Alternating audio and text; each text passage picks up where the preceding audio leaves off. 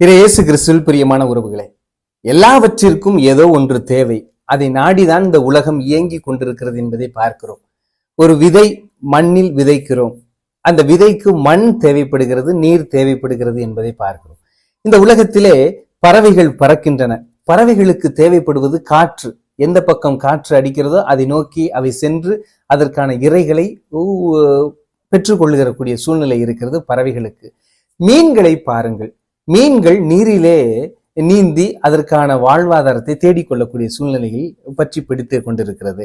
அப்ப நம்ம மனிதர்களாகிய நாம் கடவுளை நாடி செல்ல வேண்டும் என்பதுதான் சுட்டி காட்டுகிறது. ஒரு விதை மண்ணுக்கும் நீருக்கும் இயங்குவது போல, ஒரு பறவை காற்றுக்கு இயங்குவது போல, மீன்கள் நீருக்கு இயங்குவது போல நாம் கடவுளுக்காக இயங்க வேண்டும். கடவுளோடு இணைந்திருக்க அதற்கான முயற்சிகளையும் நாம் எடுத்து சிந்திக்க வேண்டும். எனவே நான் எப்படி கடவுளை நாடுவது என்பது முதல் ஆதாயம் என்னவென்றால் ஜெபம். நமக்கு ஜெபிக்க தெரியவில்லை அப்படின்னா நம்ம பல நேரங்கள்ல என்ன நினைக்கிறோம், கண்ணை மூடிக்கிட்டு இறைவா எங்களை காப்பாத்துங்க, எங்களுக்கு அதை பண்ணுது வேண்டாம். அது மட்டுமல்ல ஜெபம். ஜெபம் என்பது என்னவென்றால் இறைவார்த்தையை முதலில் வாசிக்க ஆரம்பியுங்கள். இறைவார்த்தை உள்ளே சென்ற பிறகு அது நம்மை உருவாக்கும் ஜெப வீரனாக. ஜெபங்கள் மட்டும் நம்மை ஜெப வீரனாக மாற்றாது. இறைவார்த்தை நமக்குள் செல்ல வேண்டும். அந்த உள்ளே சென்று நம்மை அது உருவாக்கக்கூடிய ஒரு சூழ்நிலைக்கு மாற்றும். எனவே நாமும் இறைவனை நாடக்கூடிய மனிதர்களாக இருக்க வேண்டும். நாம் ஒரு மீனாக இருந்தோம் என்றால் நீரை நாடி செல்லலாம். பறவையாக இருந்தோம் என்றால் காற்றை நாடி செல்லலாம். விதையாக இருந்தோம் என்றால் மண்ணையும் நீரையும் நாடி செல்லலாம். ஆனால் நம் மனிதர்கள் நாம் யாரை நாடி செல்ல முடியும்? இறைவனை மட்டும்தான் நாடி செல்ல முடியும். அதனால்தான் இறைவன் முதலாக அனைத்து உலகத்தில் உள்ள அனைத்து மரம், செடி, கொடிகள், பறவைகள், விலங்குகள் அனைத்தையும் படைத்த பிறகு இறுதியாக மனிதனை படைக்கிறார். காரணம், இவற்றையெல்லாம் விட நீ மேன்மையானவன், நீ எனக்குரியவன் என்பதை மறந்து விடாதே அப்படின்னு சொல்றார். அப்ப சிட்டுக்குருவிகள் சின்னவற்றை விட நீங்கள் எவ்வளவோ மேன்மையானவர்கள் என இயேசு கிறிஸ்து சொல்லுகிறார். அப்ப நம்முடைய வாழ்க்கை எதை நாடி செல்லுகிறது என்பது மிக முக்கியமாக இருக்கிறது. மகிழ்ச்சியை நாம் தேடி செல்லுகிறோம். மகிழ்ச்சியை தேடி செல்லக்கூடிய ஒரு பொருள் அல்ல, அது ஒரு நிலை அல்ல. இயற்கையாகவே நாம் மகிழ்ச்சியாக தான் இருக்கிறோம்.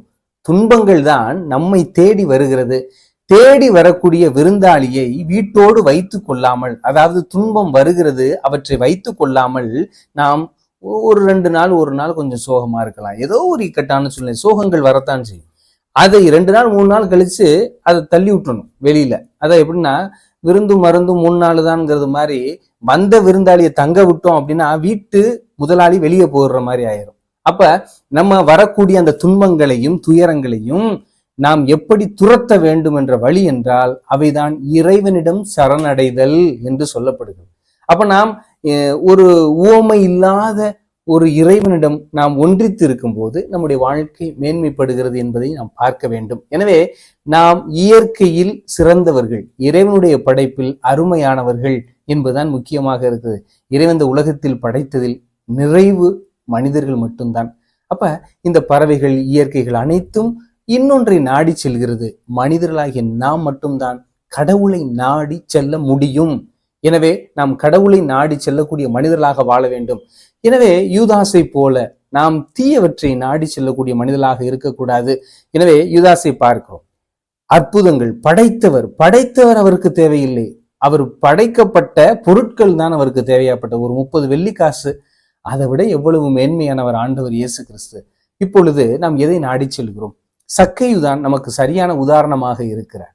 அவர் சாதாரண மனிதராக இருக்கும்போது குட்டையாக இருக்கிறார். அவர் இந்த உலக பொருட்களுக்கு முதலாளியாக இருக்கிறார். எப்பொழுது இயேசு கிறிஸ்துவை நாடி சென்றாரோ அப்பொழுதே அவர் ஆபிரகாமின் மகனாக மாற்றப்படுகிறார்.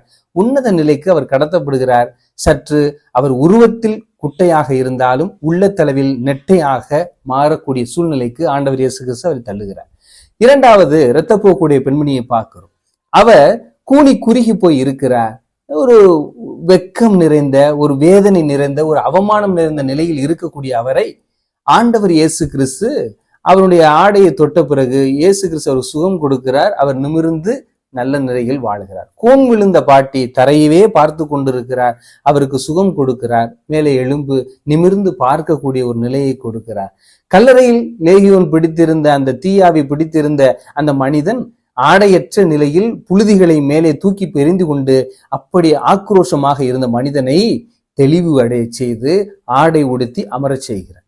எனவே இப்படி எவற்றையோ நாடி சென்ற மனிதர்கள் எப்பொழுது இறைவனை நாடினார்களோ அப்பொழுதே அவர்கள் தூய்மையாக்கப்படுகிறார்கள். இப்பொழுது நாம் எதை நாடி சென்று கொண்டிருக்கிறோம் என்பது முக்கியம். யூதாசை போல பணத்தை மட்டுமே நாடி சென்று கொண்டிருக்கிறோமா?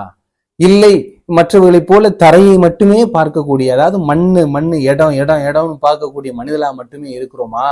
இல்லை சக்கையை போல எனக்கு பொன்னும் பொருளும் தான் முக்கியம் என சூழ்நிலையில் இருக்கிறோமா என்பதை நாம் சிந்தித்து பார்க்க வேண்டும். இவர்கள் எல்லாம் இருந்தார்கள், ஆனால் அதில் நிறைவு இல்லை என்பதை தெரிந்து கொண்டார்கள். எப்பொழுது யூதாசு பணத்தில் நிறைவில்லை என்று தெரிந்து கொண்டாரோ அப்பொழுதே தற்கொலை செய்து கொள்கிறார்.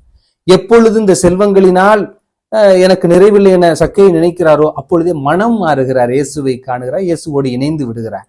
எப்பொழுது இந்த நோயினால் இந்த துன்பத்திலிருந்து எனக்கு விடுதலை வேண்டும் என நினைக்கிறார்களோ அப்பொழுது இயேசுவை பார்க்கிறார்கள், இயேசு அவர் சுகம் கொடுக்கிறார்கள். எனவே இன்று நாமும் பலவிதமான சூழ்நிலையில் இயேசுவை விட்டு பிரிந்த நிலையில் இருக்கிறோம். அதனாலதான் இயேசு கிறிஸ்து யோவான செய்தி 1வது அதிகாரம் 15வது வசனத்தில் சொல்லுவார், என்னை விட்டு பிரிந்து உங்களால் எதுவும் செய்ய முடியாது அப்படின்னு சொல்றார்.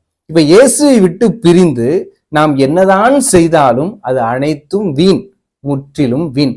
ஏனென்றால் இறைவன் தலையிடாத ஒன்றை நாம் செய்கிறோம் என்றால் அது இறைவனுக்கு உகந்ததும் அல்ல, நமக்கும் உகந்தது அல்ல என்பதை நாம் பார்க்க வேண்டும். செல்வர்கள் ஒரு நாளும் சந்தோஷமாக இருந்ததல்ல, செல்வர்கள் ஒரு நாளும் சந்தோஷமாக இருந்ததல்ல. இறைவனோடு இணைந்த செல்வர்கள் எந்நாளும் தோற்றதும் அல்ல, கவலையுற்றதும் அல்ல. எனவே நாம் கவலைப்படக்கூடாது என கல்வாரியை நோக்கி இயேசு கிறிஸ்து செல்லுகிறார். நாம் சிரித்து வாழ வேண்டும் என அவர் சிலுவையை சுமந்து செல்லுகிறார். இப்பொழுது நாம் அப்படிப்பட்ட இறைவனை பற்றி கொள்ளும் போது நம்முடைய எண்ணங்களும் ஏக்கங்களும் நம்முடைய வாழ்க்கையும் மாறும் என்ற நிலை இருக்கிறது. எனவே நாம் பறவையை போல காற்றை நாடி செல்ல வேண்டாம், மீனை போல நீரை நாடி செல்ல வேண்டாம், விதைகளைப் போல மண்களை நாடி செல்ல வேண்டாம். மாறாக நல்ல மனிதர்களாக இருந்து இறைவனை நாடி செல்வோம், அனைத்தையும் சொந்தமாக்கிக் கொள்வோம். ஆமென்.